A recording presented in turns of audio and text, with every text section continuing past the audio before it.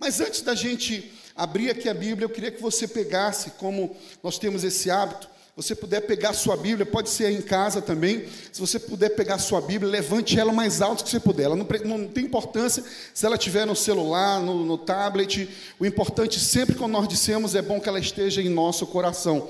Levante o mais alto que você puder e diga comigo, esta é a minha Bíblia, eu sou o que ela diz que eu sou, eu tenho o que ela diz que eu tenho, eu posso fazer o que ela diz que eu posso fazer. Pai, fala poderosamente aos nossos corações, que não seja eu, Pai, mas o Teu Espírito Santo venha fluir em nós, Deus, algo tão poderoso, que nós possamos sair daqui tocados pela Tua presença, tocados pela Tua glória, tocados pela Tua verdade, Senhor. Assim oramos, que o nosso coração esteja disponível, Pai. Nesse momento queremos repreender toda dispersão, todo incômodo, todo WhatsApp, tudo aquilo que nos tira do foco, tudo aquilo que nos tira a atenção, Senhor, que nossa mente esteja cativa a Ti nesse momento, Pai, em nome de Jesus, oramos e te agradecemos, amém. Queridos, então, falei um pouco dessa questão aí do mês de junho, de namorados, para falar sobre amor, e hoje eu vou trazer o tema da palavra, é conselhos para a vida, e tem um texto na Bíblia que é muito conhecido, até as crianças, eu fiz um teste aqui, até as crianças sabem de cor, João 3,16, que é o maior exemplo de amor que alguém pode ter. João 3,16, nem precisa abrir a Bíblia porque você já sabe de cor. João 3,16, vamos falar?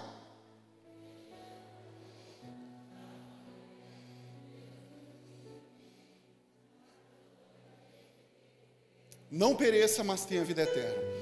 Tem um outro texto que mostra que hoje nós vamos ceiar, e a gente utiliza muito esse texto lá em 1 Coríntios 11, 23, que é Deus, Jesus ensinando a nós, a palavra do Senhor nos ensinando que devemos sempre lembrar desse amor que foi materializado ali na cruz. Deus nos amou e enviou Jesus, foi um sacrifício extraordinário, e Jesus morreu, mas Ele ressuscitou. Então, todas as vezes nós fazemos sempre a ceia do Senhor, e lembramos desse sacrifício, desse amor dele.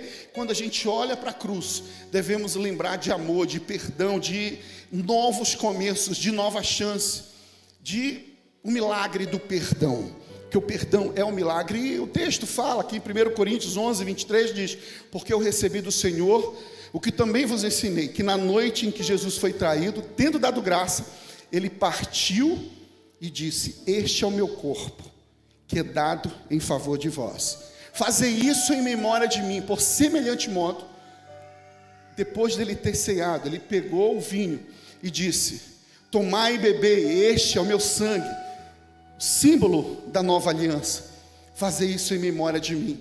Todas as vezes que comerdes desse pão e beberdes desse cálice, anunciais a morte do Senhor até que ele venha. Portanto, qualquer que comer deste pão ou beber do cálice do Senhor indignamente, será culpado do corpo e do sangue do Senhor. Examine-se, pois, o homem a si mesmo, e assim coma do pão e beba deste cálice. Por que eu estou falando desse texto? Deus amou o mundo. Falar de amor e falar da ceia do Senhor, esse texto que nós sempre lemos ele em tempo de ceia. E é interessante que ele diz que Jesus que ensinou, que o corpo, o pão simboliza, não significa que ele se torna literalmente no corpo, mas ele simboliza o corpo de Cristo. E o vinho, suco de uva, ele simboliza exatamente o sangue de Jesus derramado por nós. Nós devemos fazer isso sempre em memória dele. E ele continua dizendo que sempre que participarmos da ceia do Senhor, devemos examinar nós mesmos, porque se nós fizermos isso de forma indigna, nós seremos culpados do corpo e do sangue do Senhor. Agora eu queria trazer uma reflexão a você. Não vou me ater a isso, mas apenas fazer uma reflexão, porque muitas das vezes a gente, como cristão, a gente pensa assim: eu estou em pecado, eu não posso ceiar. Nós sempre ouvimos isso: eu estou em pecado, então eu não posso cear. Mas a Bíblia diz que o sangue do Senhor nos purifica de todo o pecado. Ele diz: todo aquele que beber desse cálice, comer desse pão, indignamente ele será culpado. Esse indignamente é de quem é digno aqui do corpo e do sangue de Cristo? Nenhum de nós. Não, esse texto ele não tem a ver com ser digno de forma natural, porque de forma natural nós não somos dignos, nem nós que estamos aqui, nem você que está em casa.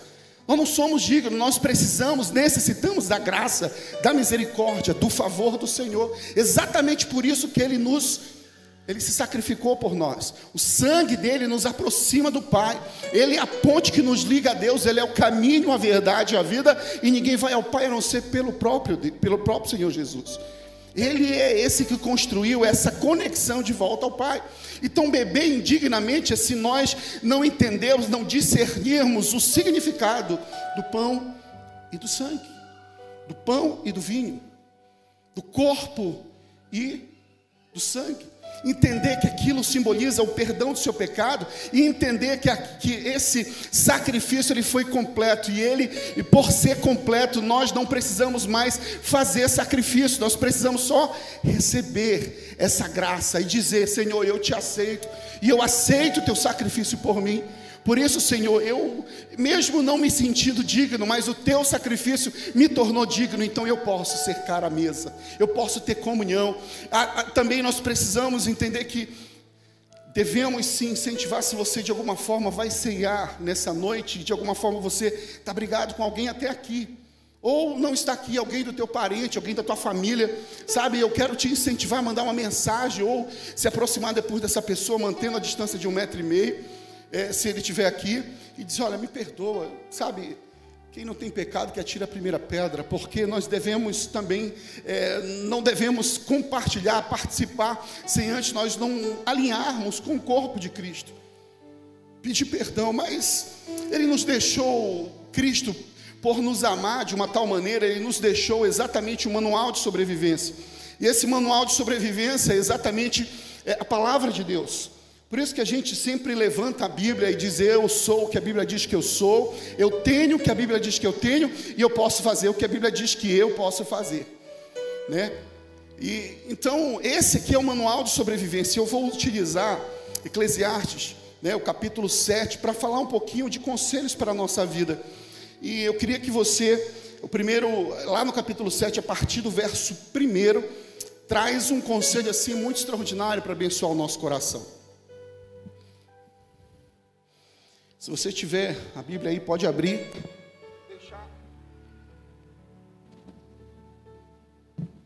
Abra e deixa ela aberta no capítulo 7 de Eclesiastes, a partir do verso 1. Ele diz assim: a melhor é a boa fama do que um unguento precioso, e o dia da morte melhor do que o nascimento. Ou seja, eu trouxe uma versão aqui da Bíblia Mensagem, diz assim: uma boa reputação é melhor que muito dinheiro no bolso, e o dia da morte é melhor do que o dia do nascimento. O que quer dizer isso?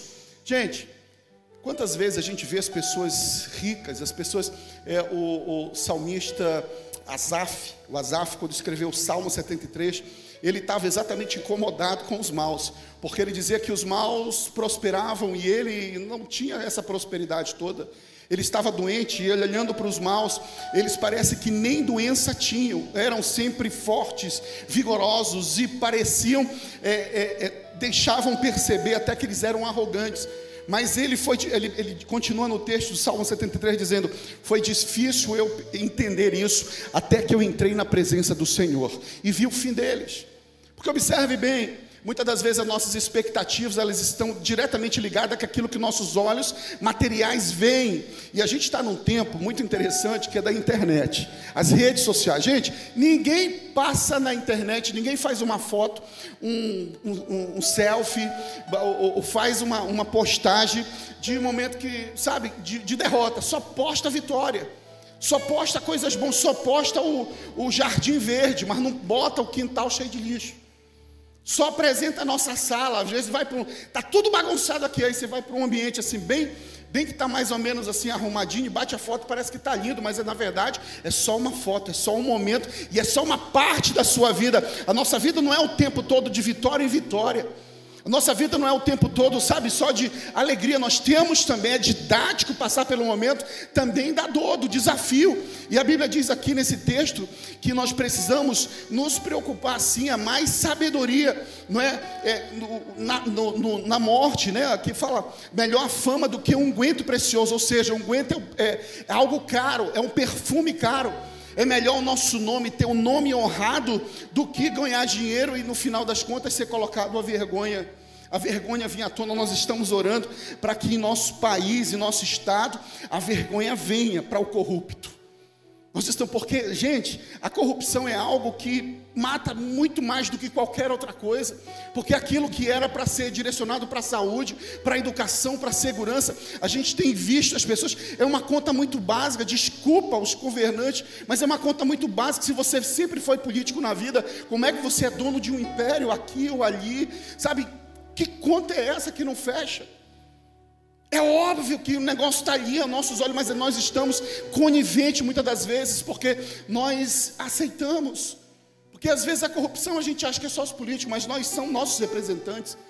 Muitas das vezes a nossa carteira ela foi comprada. Muitas das vezes a gente fura a fila.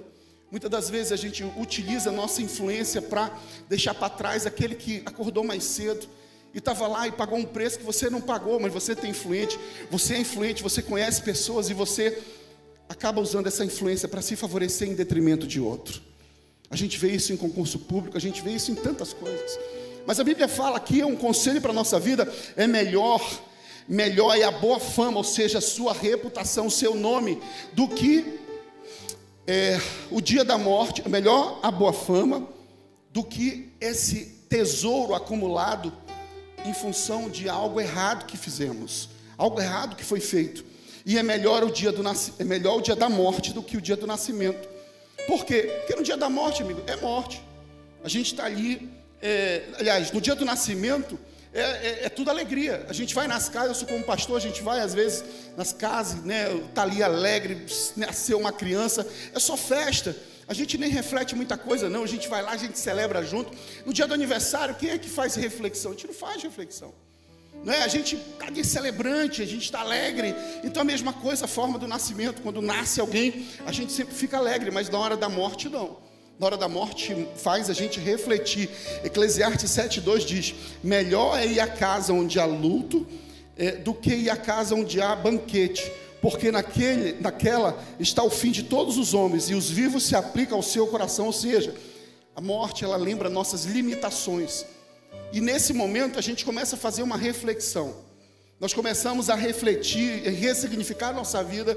A morte, ela coloca em nós reticências, coloca em nós um local em que a gente vai assim, meu Deus, será que eu estou fazendo certo? A gente começa a refletir, a gente vê pessoas tão novas.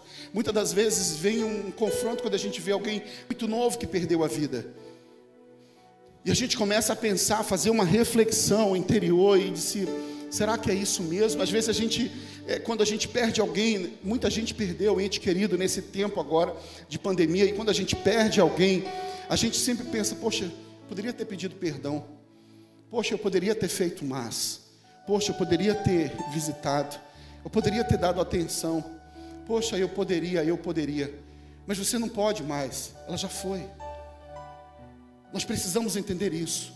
Aqui a sabedoria são conselhos para a nossa vida, que nós precisamos entender que há mais sabedoria. Melhor é ir à casa onde há luto do que ir à casa onde há banquete, porque naquela está o fim de todos os homens, e os vivos aplica no seu coração. Ou seja, nós aprendemos lições no tempo da dor, nós aprendemos lições no tempo da perda. Aqui ele está falando de morte física mesmo, mas às vezes uma perda que a gente passa, também nós devemos aprender a lição. Às vezes o que morreu é um relacionamento, às vezes o que morreu foi um trabalho, um emprego, uma empresa.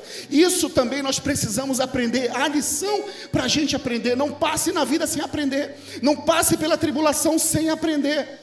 Eclesiastes 5, continuando, diz assim: é melhor ouvir a repreensão do sábio do que ouvir alguém a canção do tolo. Ou seja, é melhor ouvir a repreensão do sábio do que ouvir alguém a canção do tolo. Sabe o que é isso? Conselhos errados. Às vezes a gente está quebrado, está numa situação precisando de conselho, e a gente vai se aconselhar com alguém mais quebrado que a gente, que está precisando da graça e do favor mais do que a gente. Nós precisamos nos aconselhar com pessoas maduras, idôneas, que tenham testemunho não de falar, mas de vida, porque a nossa vida, o nosso comportamento fala mais alto do que aquilo que eu falo. Esse conselho, às vezes quando a gente está só com os amigos que só falam o que a gente quer, só faz inflamar o nosso ego. É o que esse texto está dizendo. Ouvir, é mais sábio ouvir a repreensão né? É melhor ouvir a repreensão do sábio do que ouvir alguém a canção do tolo. Eu estou com dificuldade de ver que eu esqueci o meu óculos, mas amém. Vamos lá. Então, a gente tem que fazer essa reflexão. Às vezes o sábio, por exemplo, os pais, o nosso pai no geral, pai, mãe, sempre nos leva para um local de confronto e de ensino. E a Bíblia diz que Deus, Ele corrige a quem Ele ama, e os pais também corrigem a quem Ele ama. E às vezes a gente só quer ter amizades, estabelecer relacionamento com pessoas que inflam o nosso ego. Ou seja, as canções tolas, canção que é cantar é louvar alguém. Sabe dizer, oh, não, você pode, você dá conselhos maus, te leva por caminhos ruins. Mas observa para a vida da pessoa, a dica é essa, olha para a vida da pessoa, será que você gostaria de ter a vida que ela tem? Precisamos nos aconselhar. Aqui na igreja nós temos um grupo de 16 pastores, nós temos os nossos líderes de G6, ou seja, você não tem como dizer, poxa, ninguém me aconselhou. Há uma porta aberta, escancarada, que a gente não tem como, muitas das vezes, ficar o tempo todo ocupando a Deus. Deus me revela qual é a situação do irmão ou da irmã, basta você procurar meu WhatsApp, o meu celular, o da Sandra, está em todos os grupos de Lagoinha.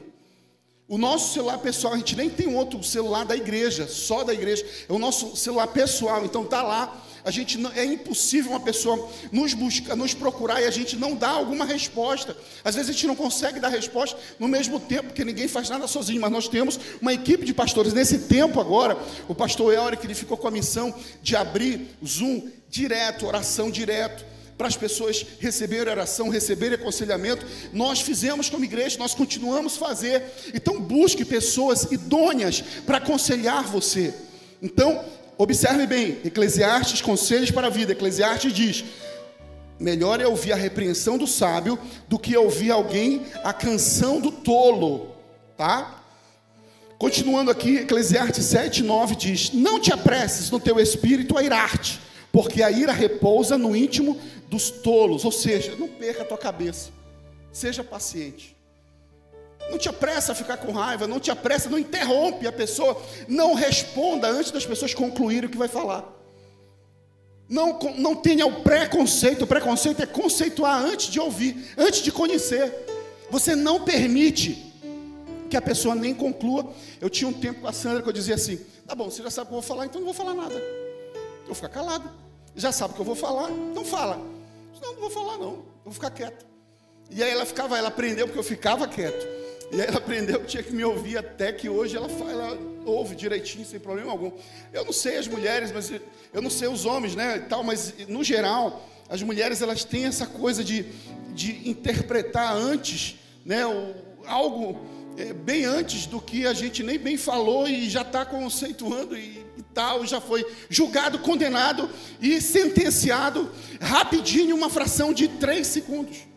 Você nem bem ouviu, mas já era. Mas não tem um advogado de defesa, não. A mulher é advogada de defesa, ela é de acusação, ela é a juíza e ela que é o júri, e ela que dá a pena, e ela também que vai ser o seu algoz. Misericórdia. Não seja tardio em irar. Quantas vezes a gente libera a palavra e a gente se arrepende? Quantas vezes a gente falou algo para alguém e diz, poxa, não era para eu ter falado.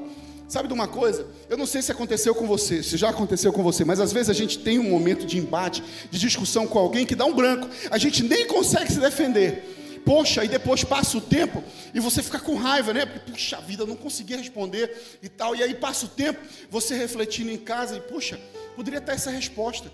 Eu poderia ter dito isso, aí tu fica com raiva de ti mesmo. Deixa eu te dizer, não fica com raiva de ti mesmo. Quem sabe foi um livramento que o Senhor te deu, para tu não liberar essa palavra e magoar outra pessoa. Te fez cegar, e te fez mudo, para poder não responder, na medida para a confusão não aumentar. A palavra branda, ela calma o furor, a palavra do Senhor fala. Isso aqui eu não estou falando de relacionamento homem-mulher, não, estou falando no geral. Relacionamento homem-mulher está a reboque. Mas nós precisamos ser tardios em irar-se. A Bíblia fala isso, é o nosso manual de sobrevivência na terra. Gálatas 5:22 diz, mas o fruto do Espírito é o amor, a alegria, a paz, a paciência, a amabilidade, bondade, fidelidade, mansidão e domínio próprio. Contra essas coisas não há lei. Ou seja, mansidão, domínio próprio. Seja tardio em irar-se. Não libere uma palavra. Quando você está, casais, quando o homem está brigando com a mulher, ou vice-versa, não libere palavra depois que você vai ter que, sabe, fazer um grande sacrifício para amenizar aquelas palavras. Você não está brigando com a tua inimiga ou com o teu inimigo.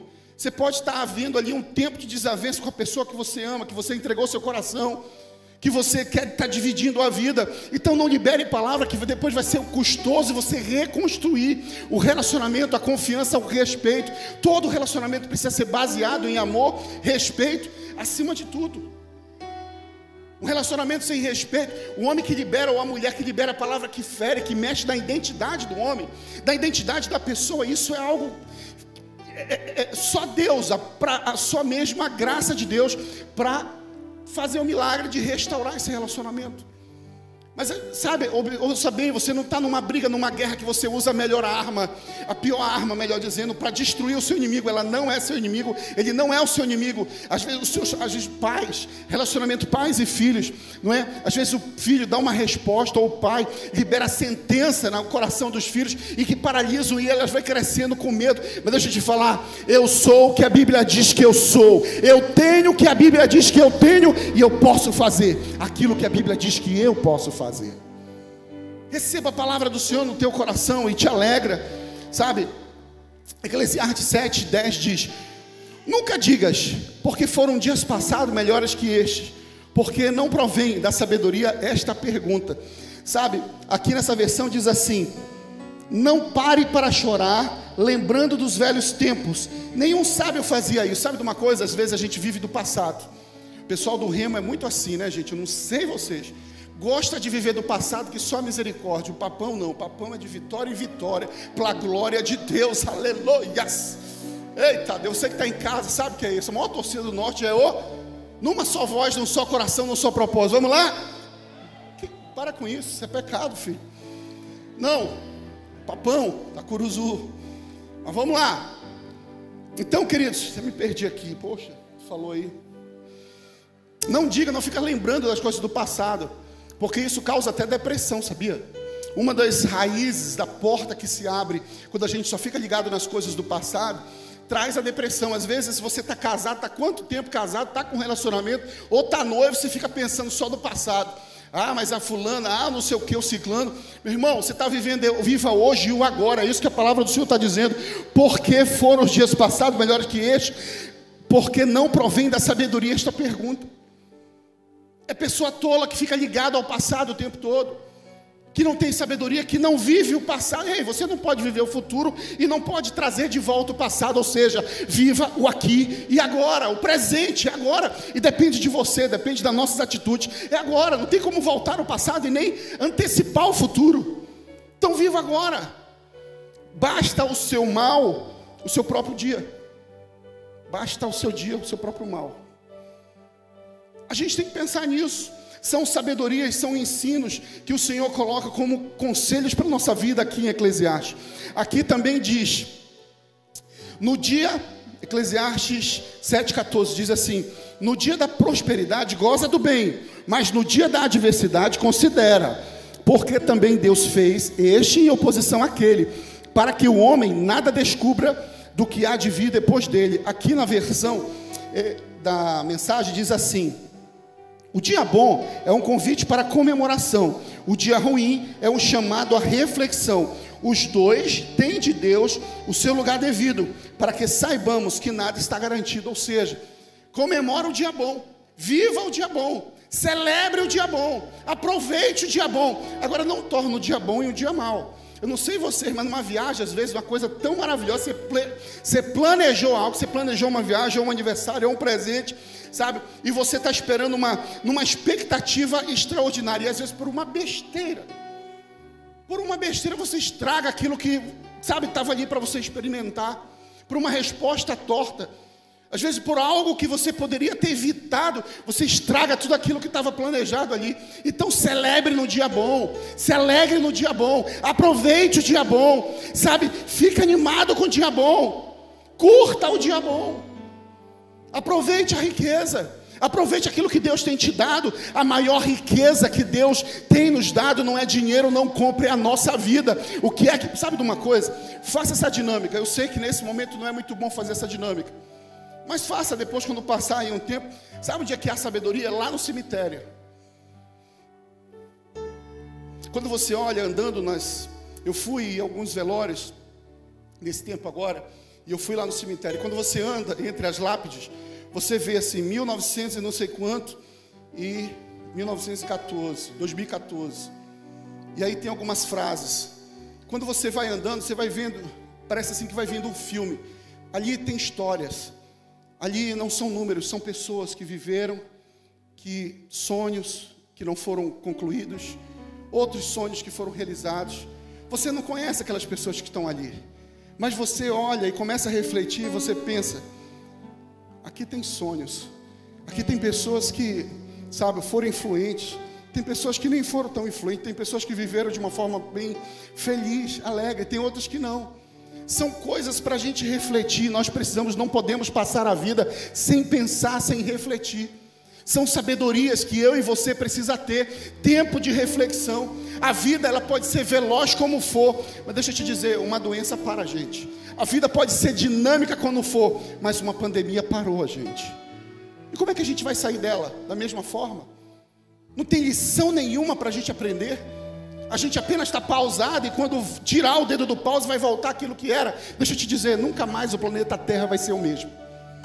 Não vai ser mais o mesmo, a economia não vai ser mais o mesmo, as organizações não serão mais as mesmas, as nações não serão mais as mesmas. Mas deixa eu continuar.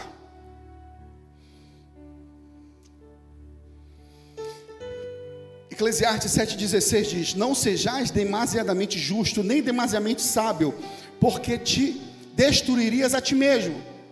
Sabe o que significa isso? Não sejais demasiadamente justo, nem demasiadamente sábio, porque destruirias a ti mesmo. O que significa isso?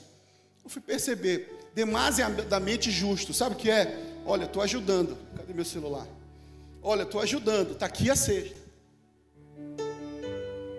Demasiadamente justo, eu quero mostrar aqui o que eu estou fazendo. Eu quero registrar tudo que eu estou fazendo. Eu quero mostrar que eu posso, que eu estou ajudando, que eu sou bom, que eu sou justo. Então, entendam, eu sou a referência para a sua vida, eu começo a registrar tudo. Mas sabe, Mateus 6,3 diz: mas quando tu deres esmola, ou seja, quando tu ajudares alguém, não saiba a tua mão esquerda o que faz a tua direita. Gente, é interessante que a Bíblia ela tem resposta para tudo para a nossa vida. Ela tem direcionamento para tudo, é o nosso manual. Nós precisamos ler mais a palavra do Senhor.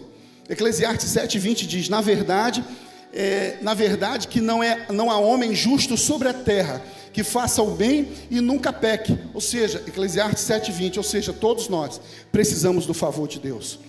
Por mais justo que você se julgue, por mais reto que você se julgue, a Bíblia está dizendo que não há homem justo nem reto, a não ser que Deus tenha colocado a mão e transformado aquele pecador em um vaso de honra, transformado um vaso de desonra em um vaso de honra. A Bíblia fala que a glória da segunda casa será maior que a da primeira. Não importa como você esteja, nós conhecemos grandes testemunhos de pessoas que eram vasos de desonra, relacionamentos que estavam quebrados, destruídos, desesperançados, já não havia solução, mas o Senhor foi lá e resgatou, porque Ele veio exatamente buscar e salvar aqueles que estavam perdidos. Basta apenas uma coisa: confiar no Senhor, descansar no Pai, e entregar a Ele as nossas ansiedades, entregar a Ele as nossas dúvidas, entregar a Ele as nossas respostas, buscar nele as nossas respostas.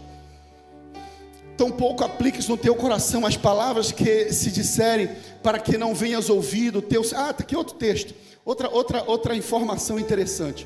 Eclesiastes 7,21 diz assim: tampouco apliques ao teu coração a todas as palavras que se disserem, para que não venhas a ouvir do teu servo amaldiçoar-te, porque o teu coração também já confessou que muitas vezes tu amaldiçoaste os outros. Sabe o que significa isso? 7,21, na versão aqui eu acho muito interessante, ela diz assim, 7,21,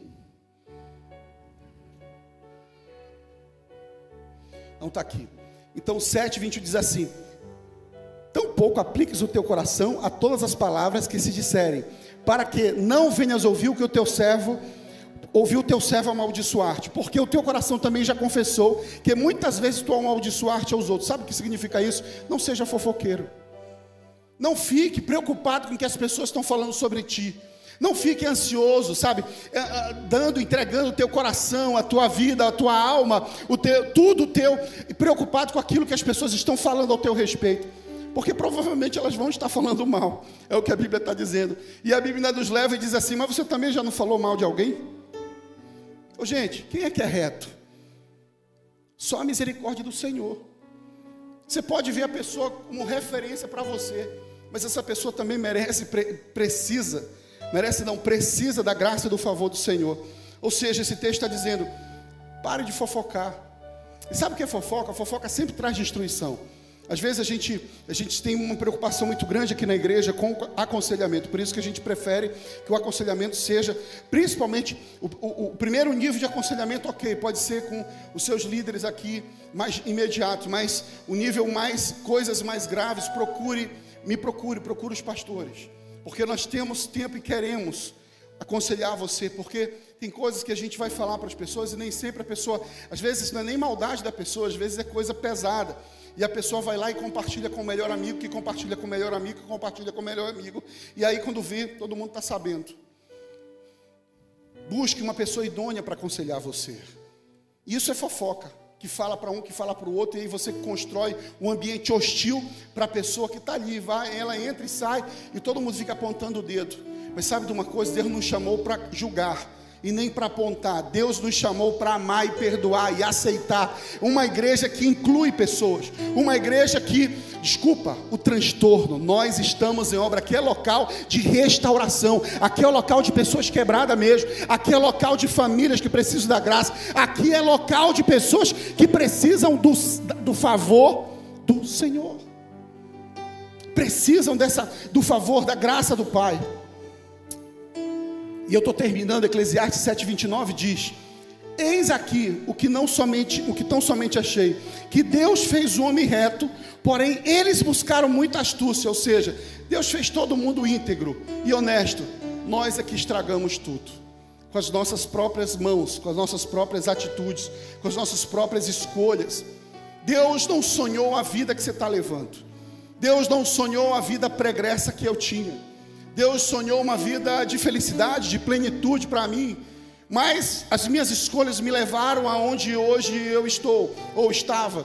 Mas sabe também, as minhas escolhas e o favor do Senhor me trouxe ao local onde eu estou. E aonde Ele fez, aonde abundou o pecado, superabundou a graça do Senhor. Assim mesmo eu ministro sobre a tua vida e libero sobre a tua vida. Não importa como você está, como você esteja, não importa o que a tua história pregressa, mas sabe, confie no Senhor, porque aonde abundou o pecado, superabunda a graça do Senhor. Que o Senhor possa ressuscitar os teus sonhos, ressuscitar você, possa trazer esperança ao teu coração, possa restituir, restaurar as alianças, o coração que talvez esteja partido. Eclesiastes 7:8 diz: melhor é o fim das coisas que o princípio delas. Não te preocupa, melhor é o fim das coisas do que o princípio delas. Vai acabar bem se você confiar no Senhor. Nós precisamos ter constância e equilíbrio. Uma das coisas que a gente tem mais lutado é justamente a inconstância, né? A gente vem, é igual relacionamento. No primeiro tempo, primeiro contato que você tem com a pessoa, você ama, você manda flores, você manda cartão, você manda um monte de coisa, e aí depois vai esfriando, vai passando o tempo, e você começa a também não fazer mais as mesmas coisas, começa a se tornar uma outra pessoa. Deixa eu te dizer, melhor é o fim das coisas do que o início delas. Sabe por quê? Porque no fim das coisas a gente conhece de fato quem é que a gente está se relacionando. Quer conhecer uma pessoa? Demita ela. Quer conhecer uma pessoa? Vá no momento no final do relacionamento, porque no início é tudo maravilhas. É no tempo da adversidade que a gente conhece as pessoas. Quer conhecer as pessoas? Vá no tempo do desafio, o final do relacionamento. Mas é melhor o fim das coisas do que o início delas. A Bíblia fala em 1 Coríntios 15:58 diz: portanto, meus amados irmãos, sede firmes e constantes, sempre abundantes na obra do Senhor, sabendo que o vosso trabalho não é vão no Senhor. Ou seja, nós precisamos ser firmes e constantes, abundantes na obra do Senhor. Aonde é a obra do Senhor? Aonde é o reino do Senhor se estabelece? Aonde? Aonde o reino do Senhor se estabelece aqui na terra? No nosso coração. Então, aonde a obra do Senhor? No nosso coração. Então, nós devemos ser constantes e abundantes na obra do Senhor, porque sabendo que o vosso trabalho não é vão no Senhor, seja, tudo aquilo que a gente faz, e nosso próprio coração é abençoado, porque o reino do Senhor se estabelece no nosso coração, todas as vezes que a gente se dedica aqui, todas as vezes que a gente faz a missão que Deus nos dá, pode ter certeza que a bênção vem para a gente mesmo. Nenhum trabalho para o Senhor fica vão, Ele não deve nada a ninguém. A obra dele é no nosso coração, mas ele nos dá a missão para desenvolver aqui na terra. Nós somos cooperadores com a missão de Deus. Observe bem, quando você está aqui, eu sou um cooperador. Olha só, talvez eu não seja um cooperador com o governo, com autoridades aqui na terra, mas eu e você somos cooperadores, melhor, nós somos testemunhas dele. Nós somos testemunha do Pai, pessoas que carregam a glória de Deus, pessoas que têm respostas, porque a Bíblia fala que o mundo está ansioso pela manifestação dos filhos de Deus, porque nós carregamos a glória de Deus, nós carregamos a presença do Pai. Ele veio habitar no seu e no meu coração. Você carrega a resposta para o aflito, você carrega a resposta para aquele que está perdido, você carrega a cura para aquele que está doente. Nós como igreja, nós carregamos essa glória, essa presença do Pai. Ele nos deu esse poder, essa autoridade, porque todo o poder está no nome dEle. Todas as vezes que a gente clama pelo poder dEle, a cura, o milagre acontece, a atmosfera muda. E eu estou terminando, Eclesiastes 7,13 diz: atenta para a obra de Deus, porque quem pode endireitar o que Ele fez torto? Aqui eu termino, observe bem. Atenta para a obra de Deus, porque quem pode endireitar o que Ele fez torto? O que significa atentar?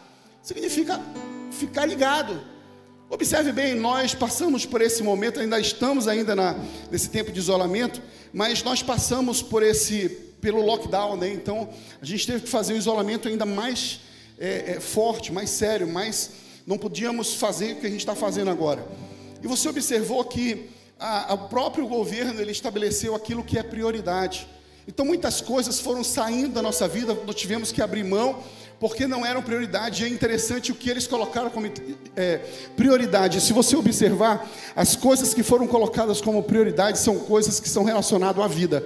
Por exemplo, sistema de saúde, por exemplo, os supermercados. As duas principais coisas que deixaram como prioridades são relacionadas à manutenção da vida. A nossa prioridade é a nossa vida. Agora a nossa vida tem sido para a glória de Deus, ou tem sido um vaso de desonra para nós, para a nossa família, para o nome do Senhor? Sabe, a gente precisa atentar. O que significa? A gente está aprendendo que nesse tempo coisas foram entortadas, foram retiradas da nossa vida. Quando a vida voltar ao normal, quando a vida voltar, quando tudo for liberado, deixa eu te dizer, não acrescente de novo aquilo que o Senhor já tirou da tua vida. Talvez nesse tempo de isolamento você perdeu um relacionamento. Não acrescente de volta alguém que o Senhor já tirou da tua vida, porque não era bênção para você, não passou na prova com você, não entendeu. Talvez você entenda bem aquilo. Nós precisamos discernir os tempos. Não é discernir com os nossos olhos materiais, mas com nossos olhos espirituais. Observe, tem coisas que foram tiradas de nossas vidas que não serão agregadas mais. Não permita, não espere que seja agregado, porque Deus tirou. Quem pode endireitar o que Ele fez torto? Nós precisamos aprender com esse tempo. Nós precisamos estar vigilantes, vigiar, ficar atento na espreita, ficar esperto, como aquele vigilante lá de dia, sabe, ele fica o tempo todo ligado, prestando atenção. Se há alguma ameaça, que o Senhor traga ao teu coração, à tua vida, desenvolva a vigilância, desenvolva a vigilância, desenvolva essa bênção que é estar atento às coisas que estão acontecendo ao teu redor. Não passe indiferente, não seja indiferente. Está acontecendo tanta coisa e você passa indiferente, passa do lado do perigo. Seja vigilante, esteja atento. Também esse texto diz discernir. Discernir no dicionário significa perceber claramente, perceber, entender. Discerna o tempo que você está vivendo. Discerna e aprenda o tempo com o tempo que você está vivendo. Aprenda com as lições. Não passe sem discernir, sem entendimento. Não é com o teu entendimento natural, é com o sobrenatural que eu estou falando. Também diz, ter atenção. Ou seja, o que Deus tem tirado, você tem que fazer essa reflexão. O que é que Deus tem tirado da tua vida ao longo desse processo que a gente está vivendo? O que é que Deus tem tirado? O que é que você tem aprendido que nem tinha tanto valor, não era tanta prioridade assim? Não traga de volta, já foi. Não traga de volta aquilo que o Senhor já tirou. Sabe, tem coisas que foram ruins, mas tem coisas que a gente aprende lições muito boas com isso que está acontecendo. Por exemplo, a tecnologia, ela aproximou demais. Mas observe bem que a mesma tecnologia que aproxima é a tecnologia que a gente viu, eu estou vendo direto na televisão. Olha como as coisas são sutis. Jovens, fiquem bem atentos a isso. E em nome de Jesus, fiquem vigilantes, discirna. Jovem, papai e mamãe, discirna o que eu vou dizer. Vá lá, está passando direto na televisão um comercial do WhatsApp. O WhatsApp agora você pode fazer videoconferência pelo WhatsApp. E ele mostra 4 jovens fazendo coisas diferentes nas suas casas. E depois ele junta, bateu a hora, ele junta e começa a videoconferência. E aí tem não fala, mas está escrito: o que vocês fazem só fica entre vocês. O que ele está dizendo ali? São jovens, cheios de saúde. O que vocês fazem só fica entre vocês. Ele está falando da segurança, mas ele também está falando de o que vocês fazem só fica entre vocês. Está insinuando dentro do nosso lado, dentro da nossa casa. Ei, vigie, discirna. Essa palavra aqui é de despertamento, porque nós não somos tolos, nós carregamos a glória de Deus. Entenda, você não é palha que vento leva, você tem um propósito. Nós, igreja do Senhor, somos resposta para a humanidade, porque nós carregamos as verdades do Senhor dentro do nosso coração. O Espírito Santo de Deus habita em nós. Entenda isso, discirna, esteja vigilante, esteja atento com as artimanhas de Satanás. Ninguém revoga um decreto de Deus, por isso não tem como endireitar aquilo que ele entortou. A palavra de Deus, ela não volta atrás. Ninguém revoga aquilo que Deus já determinou, já decretou. Ninguém endireita aquilo que entortou. Se Deus é que está fazendo, aceite com alegria. Fique de pé.